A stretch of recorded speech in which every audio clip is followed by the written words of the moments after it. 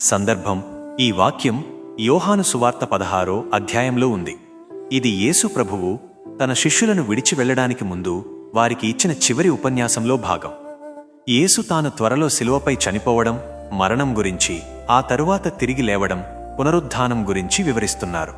ఆయన మరణం వల్ల శిష్యులు తాత్కాలికంగా అనుభవించే తీవ్ర దుఃఖం గురించి, కానీ ఆయన తిరిగి లేచినప్పుడు ఆ దుఃఖం అనంతమైన సంతోషంగా మారుతుందని వారికి ముందుగానే ఓదార్పునిస్తున్నారు. దుఃఖం అనేది ఆయన మరణాన్ని, సంతోషం అనేది ఆయన పునరుత్థాన విజయాన్ని సూచిస్తుంది.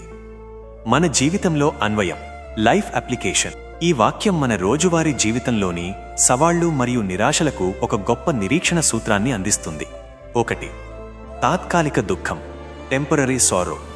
మన జీవితంలో వచ్చే కష్టాలు, నష్టాలు, వైఫల్యాలు లేదా బాధలు అన్నీ తాత్కాలికమేనని ఈ వాక్యం గుర్తు చేస్తుంది. ఈ లోకంలో దుఃఖం మరియు శ్రమ తప్పనిసరి, కానీ అవి శాశ్వతం కావు. 2. నిరీక్షణ వైపు దృష్టి, ఫోకస్ ఆన్ హోప్. మనము ఎదుర్కొంటున్న నష్టం లేదా నిరాశ నుండి దృష్టి మరల్చి దేవుడు మనకు వాగ్దానం చేసిన పునరుద్ధరణ మరియు అంతిమ విజయం, సంతోషం వైపు దృష్టి పెట్టాలి. సమస్య చివర్లో దేవుడు సిద్ధం చేసిన మేలు కోసం ఎదురుచూడాలి. 3. మారుతున్న సంతోషం, ట్రాన్స్ఫార్మింగ్ జాయ్. మన దుఃఖం ఒకరోజు సంతోషంగా మారుతుందని ఈ వాక్యం హామీ ఇస్తుంది.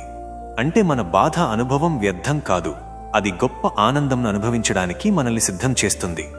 యేసులాగే మన నష్టాలు కూడా విజయంలోకి మారతాయి. ముగింపు. ఈ వాక్యాన్ని మనం స్వీకరించినప్పుడు నేటి కష్టం కంటే రేపటి నిరీక్షణ ఎంతో గొప్పది అని ధైర్యంగా ముందుకు వెళ్ళగలం.